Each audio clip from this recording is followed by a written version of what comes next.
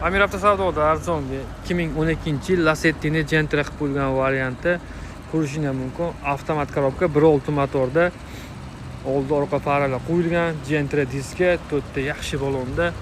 Mashinaning kraska holati oldi Gentra bo'lganini hisobiga, keyin ikkita eshikning tagida ham bor ekan.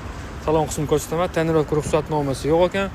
Salonlar ham akkuratli bo'lib turibdi, yaxshi chexollar, evakordan ko'rlar solingan. Tesla monitor, avtomat korobka, rollar qo'yilgan, 303 ming kilometr masofani bosib o'tgan. Mashina ideal holatda turibdi, luklari bor. Mashina kuzovidan umuman qirilgan, ishlangan joylari yo'q, ideal holatda turibdi. Metan gazda uстановка bo'lgan. Yillik nomerda sizlar xohlagan hujjatni qilib berishadi. Mashinaning texnik holatda ham hech qanaqa rasxodlari yo'q ekan. Olib minish uchun tayyor holatda 2012-yil 1.6 avtomat 303 ming kilometr masofani bosib o'tgan. Sizlar olib maza qilib minishing uchun $6550 tushirib qo'ydi. Agar nomerni qo'llaymiz, bemalol aloqa chiqib barak qilishingiz mumkin.